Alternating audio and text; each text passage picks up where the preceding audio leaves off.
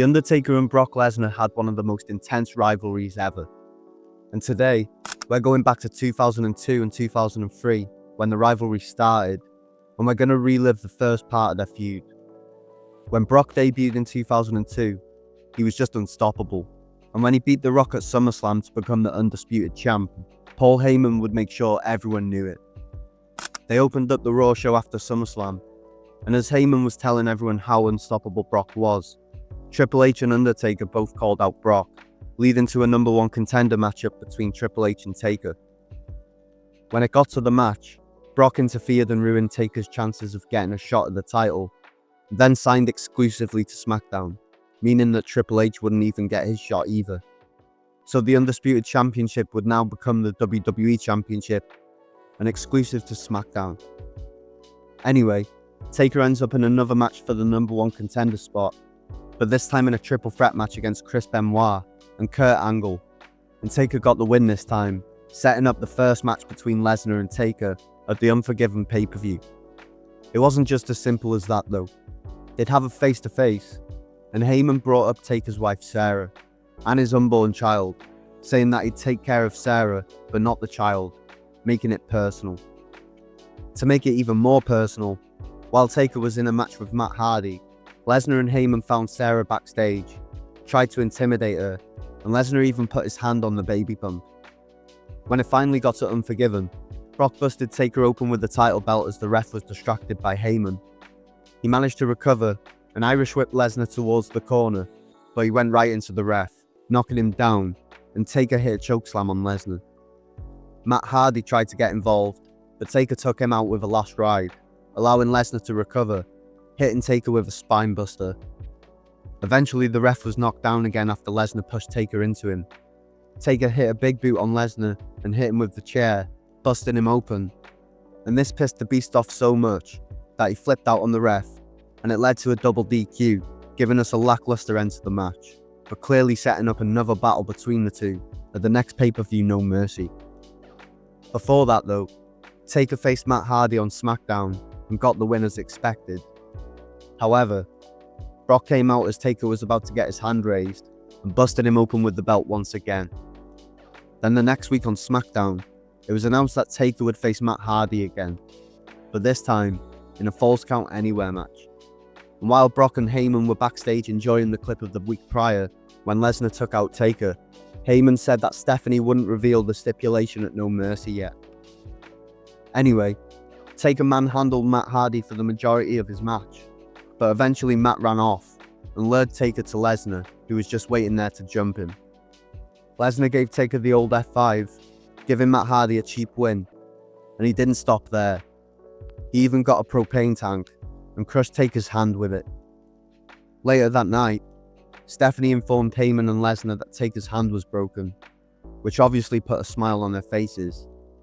However, she'd go on to give them some bad news, and that was that Taker still wanted to go ahead with the match, and they can now know the stipulation. The match would be one of Taker's signature match types, a Hell in a Cell match. The week later on the SmackDown before No Mercy, we see Taker waiting in the parking lot for Lesnar, with his hand in a cast.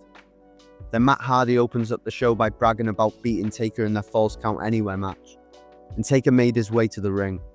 They end up scrapping, with Hardy targeting the broken hand of Taker, but Taker started to get the upper hand and busted him open with his cast. Eventually, Matt Hardy managed to dodge a punch from Taker, forcing him to punch the ring post with his bad hand, and Matt got away. When Taker got backstage, he got checked by a doctor who said that his hand could be broken in another place now.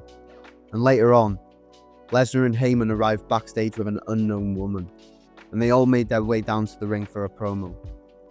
When they got on the mic, Heyman revealed that the woman's name was Tracy, and as Tracy grabbed the mic, Taker came straight down to the ring. Tracy asked him if he was going to hit her, and claims that he slept with her and cheated on his pregnant wife. Taker said that he didn't know her and denied the claims, and Tracy slapped him before they all left the ring. When Taker got backstage again, he was on the phone trying to explain himself to Sarah, but she was having none of it and just ended the call. When we saw Lesnar backstage, he used Heyman's phone for a phone call and ended up on the phone with Sarah. Then Lesnar would team up with Tajiri in the main event against Rey Mysterio and Edge. Tajiri ended up getting pinned and lost the match for Lesnar, so Lesnar flipped out, and as he went to F5 him, Taker came out and battered Lesnar with his cast, forcing Lesnar to retreat. This leads us to No Mercy in the Hell in a Cell match, where the mind games would end, and we'd finally get to the wrestling. The match was brutal and bloody, with even Heyman getting some colour, but eventually, Brock reversed Taker's tombstone and hit him with an F5 to get the win, and retained the title. The SmackDown after, Taker was attacked by Big Show, and Lesnar entered a feud with Big Show over the next few months, and even lost the title to him after Heyman betrayed him. After Lesnar's rivalry with Big Show ended, he'd meet face to face with Taker again in the 2003 Royal Rumble, as Brock entered at number 29, and a returning Taker at 30. Unfortunately for Taker, he was eliminated from behind by Lesnar, and Lesnar won the Royal Rumble. Lesnar went on to beat Kurt Angle at WrestleMania 19 to win the title back, and Taker defeated A-Train and Big Show in one of Taker's forgettable WrestleMania matches. Then skipping ahead to August 2003, Lesnar would drop the title back to Angle in a triple threat match including Big Show, but challenged Angle to a rematch, and Vince decided that he'd have to earn his shot in a steel cage match against Vince himself, with Angle as the special guest ref. However, no one won the match, as Vince and Lesnar joined forces at the end, setting up a rematch between Angle and Lesnar for the title at SummerSlam. So at SummerSlam, Brock got a shot at Kurt Angle in the title again, but he was unsuccessful, tapping out to the ankle lock. And the SmackDown after SummerSlam, Taker would earn himself a shot at Angle's title, after beating Big Show and Lesnar in a no DQ triple threat match. But on the next week's SmackDown, when Taker finally got another shot at the title, Lesnar got jealous, and probably roid rage, interfering in the match, and attacking both Taker and Angle with a chair, causing the ref to call for a no contest, and Lesnar cost Taker another shot at the title. The next week on SmackDown, Lesnar would get another shot, but this time in a 60-minute Iron Man match, and he won 5 falls to 4, making him champ once again. But the next week, Taker and Stephanie McMahon interrupted Brock and Vince's ceremony, and Stephanie announced that Lesnar had to put his title on the line against Taker again at No Mercy.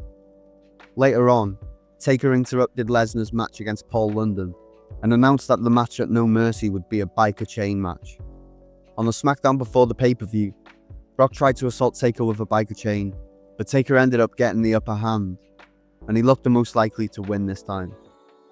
However, when it finally got to the pay-per-view, and it seemed like it was time for Taker to take the title off Brock, Vinnie Mac interfered and made sure that Lesnar kept the title.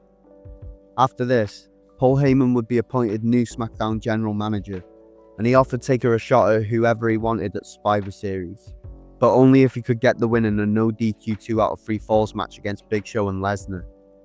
Somehow, Taker did get the win, and got the choice of opponent at Survivor Series. But weirdly, he didn't choose Lesnar. He chose to face Vince in a Buried Alive match instead, and lost after an interference from Kane forcing Taker away for a while. It's a shame really, even though Taker did get a win over Lesnar in a handicap match against him and Big Show. Lesnar just came out on top every time, in every big pay-per-view match. So Lesnar definitely takes the dub in the rivalry. And of course he'd carry on that trend over 10 years later, but we all know about that and don't need to talk about that. It's already got bad enough for Taker. But if you do want a video on the next part of Taker and Lesnar's rivalry, let me know in the comments and we'll get it done for you. Like and subscribe if you enjoyed the video, click here for another, and if you want to become one of the dogs yourself, check the links in the description.